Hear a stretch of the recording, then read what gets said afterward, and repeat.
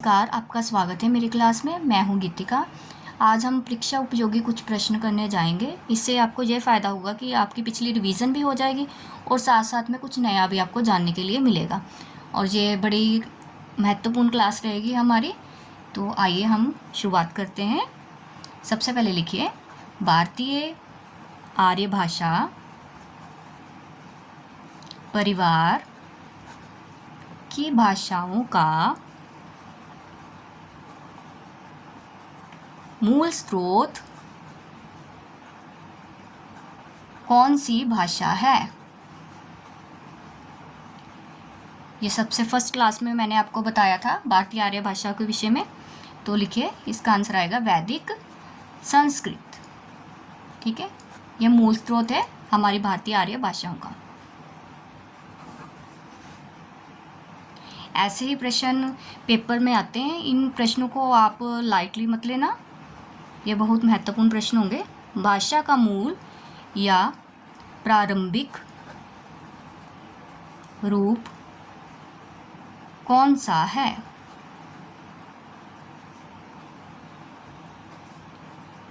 मौखिक रूप।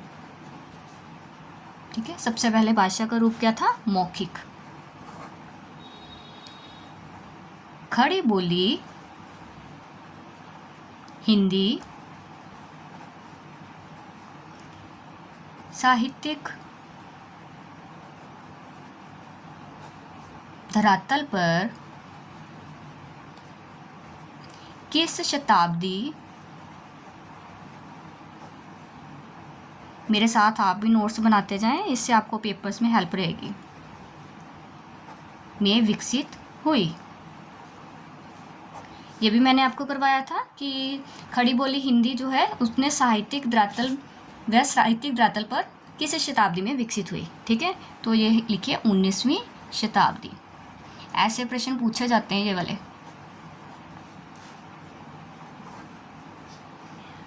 आधुनिक भारतीय भाषाओं आर्य भाषा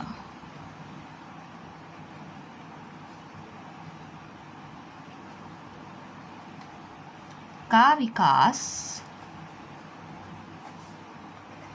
किससे हुआ? किससे हुआ? अपभ्रंश से। यहाँ भारतीय आर्य भाषा परिवार की बात हो रही थी। ठीक है, और इसको मैंने आपको बताया था विभिन्न रूपों में इसको अलग अलग भागों में बांटा गया था। उसमें से जो लास्ट था हमारा भाग आधुनिक भारतीय आर्य भाषा था। तो अब आधुनिक भारतीय आर्य भाषा किससे विकसित हुआ था? अपभ्रंश से।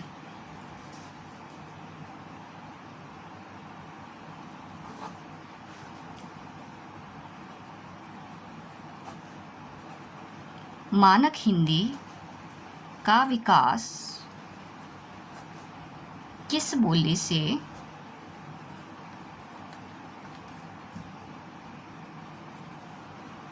हुआ? ठीक है, खड़ी बोली जो हमारी मानक हिंदी है वो किससे विकसित हुई थी? खड़ी बोली हिंदी से।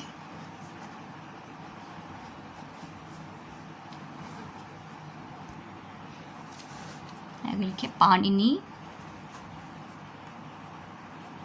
ने किस ग्रंथ द्वारा संस्कृत भाषा को एक रूपता देने का प्रयास किया? अष्टाध्यायी। पाणिनि के ग्रंथ का क्या नाम है? ये भी याद रखना कि पाणिनि के ग्रंथ का क्या नाम है? अष्टाध्यायी। आगे लिखिए, पुरानी हिंदी को किस भाषा का समानार्थक माना गया? किस भाषा का समानार्थक माना गया? अपभ्रंश का। ठीक है, पुरानी हिंदी को किस भाषा का समानार्थक माना गया? अपभ्रंश का। पश्चिमी हिंदी का उद्भव किस अपभ्रंश से हुआ? ये जो पश्चिमी हिंदी है इसका उद्भव किस अपभ्रंश से हुआ? शौरसेनी अपभ्रंश। अपभ्रंश के भी कई रूप थे, उसमें से हमारी पश्चिमी हिंदी निकली और पश्चिमी हिंदी से ही कोरवी हिंदी या हमारी खड़ी बोली हिंदी का विकास हुआ। ठीक है, और हिंदी को जो कोरवी नाम किसने दिया था? राहुल सांकृत्यायन ने हिंदी को कोरवी नाम दिया था, खड़ी बोली को।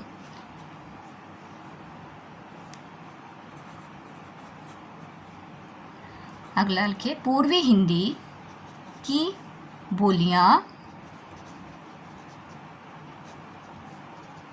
अपभ्रंश के किस रूप से विकसित हुई? अब पूर्वी हिंदी किससे विकसित हुई थी? अर्धमागधी से। ये इंपॉर्टेंट रहेंगे दोनों रूप, पश्चिमी हिंदी और पूर्वी हिंदी। आगे लिखिए, पाली प्राकृत भाषाएं किस से विकसित हुई? ये भी मैंने आपको करवाया हुआ है। किससे विकसित हुई थी पाली और प्राकृत? वैदिक संस्कृत।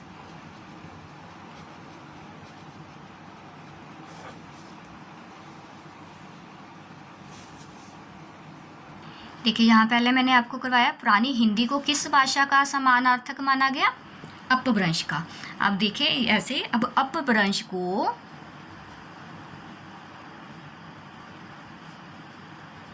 पुरानी हिंदी सबसे पहले, पुरानी हिंदी कहने वाले प्रथम लेखक कौन थे?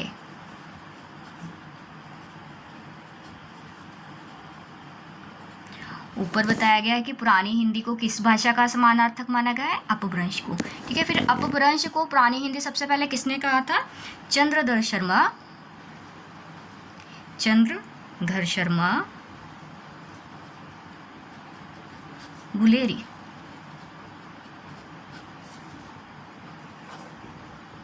अब आगे देखिए, अपभ्रंश की समय सीमा। ये भी इम्पोर्टेंट रहेगी क्योंकि अपभ्रंश के बाद आधुनिक हिंदी का विकास हुआ था। अपभ्रंश की समय सीमा क्या है? ये करवाई थी मैंने आपको पहले भी। 500 ईस्वी से 1000 ईस्वी। ठीक है, अपभ्रंश की समय सीमा क्या है? 500 ईस्वी से 1000 ईस्वी। अब विद्वानों के द्वारा अपभ्रंश और आधुनिक हिंदी के बीच भी एक भाषा मानी जाती है, वो है अवहट। ठीक है, वो कौन सी भाषा है? अवहट। अब अवहट की भी समय सीमा अगर पूछ ली जाए तो उसकी समय सीमा भी आप लिखिए। अवहट की समय सीमा, अवहट की समय सीमा क्या है? यह 1000 ईस्वी से 1400 ईस्वी। ठीक है, अपभ्रंश और आधुनिक हिंदी के बीच भी एक भाषा मानी जाती है, वो है अवहट। और अवहट को क्या है? हिंदी का देहाती रूप भी कहा जाता है। ठीक है, अवहट को हिंदी का देहाती रूप भी कहा जाता है और इसकी समय सीमा मानी जाती है 1000 ईस्वी से 1400 ईस्वी। ये भी इम्पोर्टेंट रहेगा। अपभ्रंश के बाद अवहट। अगर आधुनिक हिंदी की पूछ ले तो 1000 ईस्वी से अब तक मानी गई है। ठीक है, ये बीच में भी मानी गई है 1000 ईस्वी से 1400 ईस्वी तक। अगर बाई चांस आधुनिक हिंदी पूछ ले तो वो 1000 ईस्वी से अब तक मानी जा रही है। ठीक है, क्योंकि ये हिंदी का ही देहाती रूप है अवहट। हमारी जो आधुनिक हिंदी है उसका देहाती रूप ये था। ऋग्वेद की भाषा क्या है? ये तो आपको पता ही होगा। ऋग्वेद की भाषा क्या है? वैदिक संस्कृत। आप ये ना सोचना कि ये मास्टर कैडर के सिलेबस से बाहर है, क्योंकि ये एग्ज़ाम्स परीक्षा ये जो है पेपर हमारे टीचिंग लेवल के हैं, तो टीचिंग लेवल में थोड़ा सा आगे पीछे वो करते हैं, ये ऐसे प्रश्न आते हैं। बौद्ध ग्रंथ त्रिपिटक की रचना किस भाषा में हुई? बौद्धों की भाषा क्या थी? पाली। कई बार पूछ लेंगे उनके ग्रंथ का क्या नाम है? त्रिपिटक।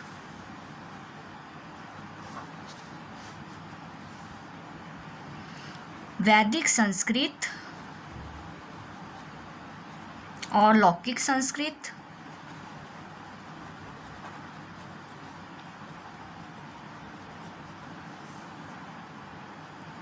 साहित्यिक भाषा काल में कौन सी भाषा जनभाषा थी? कौन सी भाषा जनभाषा थी? तो प्राकृत। मतलब साहित्य तो था हमारा वैदिक और लौकिक संस्कृत में, बट जो लोग थे, जो भाषा बोल रहे थे, उनकी भाषा क्या थी? प्राकृत।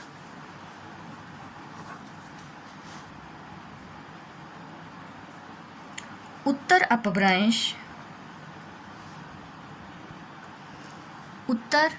अपभ्रंश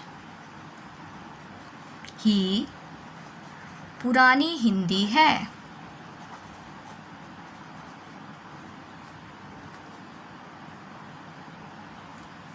यह किसका मत है?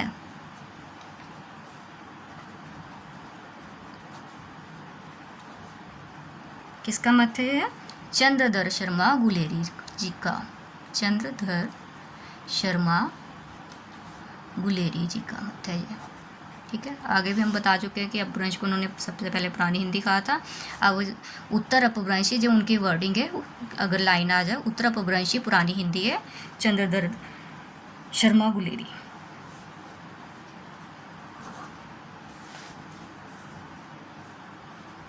पंचम वेद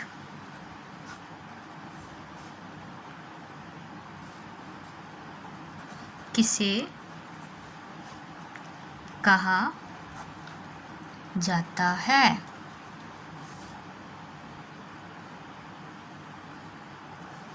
नाट्यशास्त्र।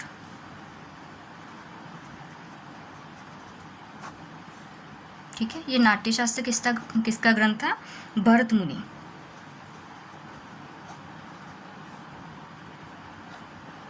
जैसा कि आपको पता है कि हमारी हिंदी किससे विकसित हुई थी? संस्कृत से। तो ये हमारे संस्कृत आचार्य हैं भरत मुनि, सबसे आदि आचार्य इनको माना जाता है। तो इनकी पुस्तक थी नाट्यशास्त्र और इनकी पुस्तक को पंचम वेद कहा जाता है। ये भी इम्पोर्टेंट क्वेश्चन रहेगा।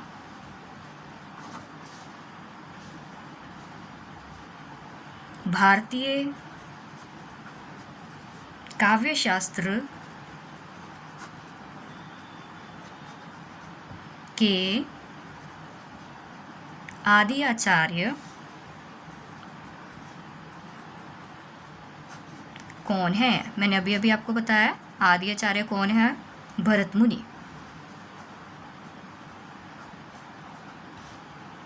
ये इन क्वेश्चंस को लाइटली मत लीजिएगा, ऐसे क्वेश्चंस पूछे जाते हैं। भरत मुनि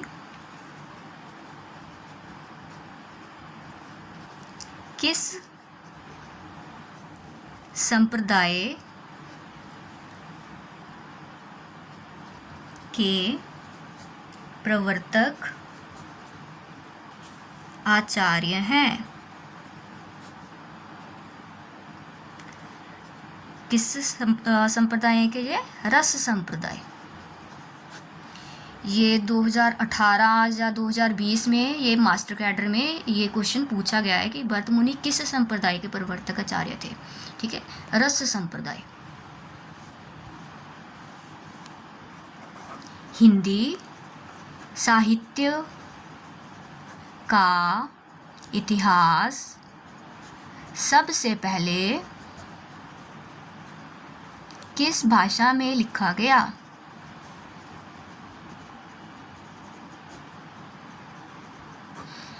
ये भी मैंने आपको बताया था किस भाषा में लिखा गया था सबसे पहले हिंदी साहित्य का इतिहास, फ्रेंच भाषा में। किसने लिखा था? गारसा दा तासी ने। ठीक है, वो फ्रेंच विद्वान थे और उन्होंने सबसे पहले हिंदी साहित्य का इतिहास लिखा था। शिव सिंह सरोज ने हिंदी का प्रथम कवि किसे माना है? ये भी मैंने आपको करवाया हुआ है। पुष्यदत्त पूर किसे माना है? शिव सिंह सरोज ने माना है। ये साथ में पूछते हैं कि किसने माना है। ठीक है, ये अगर शिव सिंह सरोज आगा पूछेंगे कि शिव सिंह सरोज ने हिंदी का प्रथम कवि किसे माना है, तब हमारा आंसर होगा पुष्यदत्त पूर। अगला लिखे जॉर्ज अब्राहम ग्रियर्सन ने अपने इतिहास ग्रंथ में कुल कितने कवियों को शामिल किया? ये भी क्वेश्चन आ चुका है मास्टर कैडर में 952। ठीक है, ये कवियों का ध्यान रखना है, किसने कितने कवियों को शामिल किया है, इतिहास ग्रंथ कौन सी तारीख को लिखे गए हैं। ठीक है, और उनके ग्रंथों के नाम, काल विभाजन कितने भागों में करा गया है, ये सब ऐसे इंपॉर्टेंट क्वेश्चंस बन जाएंगे आपके। अगला लिखे भक्ति काल को सबसे पहले स्वर्ण युग किसने कहा? George Abraham Grierson. ये भी हमारा रिपीट हो रहा है, ये मैंने आपको नोट्स में करवाया हुआ है कि भक्ति काल को सबसे पहले स्वर्ण युग किसने कहा था? George Abraham Grierson.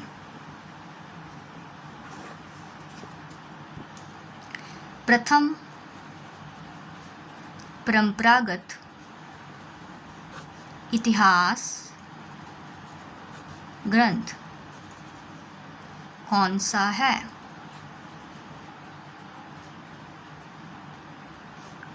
प्रथम परंपरागत, वर्डिंग को ध्यान देना है, प्रथम और परंपरागत इतिहास ग्रंथ कौन सा है? मिश्र बंधु विनोद। मिश्र बंधु विनोद। अब देखिए, ये था प्रथम परंपरागत इतिहास ग्रंथ, अब आएगा सच्चे अर्थों में।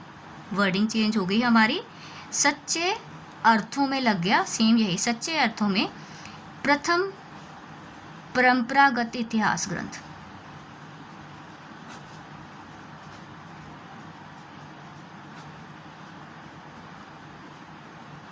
ठीक है, सच्चे अर्थों में प्रथम परंपरागत इतिहास ग्रंथ किसका है? आचार्य रामचंद्र शुक्ल के इतिहास को सच्चे अर्थों में प्रथम परंपरागत इतिहास ग्रंथ कहा जाता है। ठीक है, उनका इतिहास ग्रंथ लिख लीजिए, आचार्य शुक्ल भी लिख लीजिए आप साथ में। आचार्य शुक्ल का ग्रंथ, आचार्य शुक्ल ग्रंथ का क्या नाम है? हिंदी, ये तो सबको ही पता है, हिंदी साहित्य का इतिहास। और इसका सन आपने याद रखना है 1929, ये साथ में याद रखिएगा। आज के लिए इतना ही। उम्मीद है आपको आज की क्लास पसंद आई होगी। आपके लिए ये क्वेश्चंस बड़े इंपॉर्टेंट रहेंगे, इनको आप रिवाइज करिए और मेरे चैनल को लाइक्स करना ना भूलें और सब्सक्राइब भी करें और शेयर भी कर दें। आपका बहुत बहुत धन्यवाद।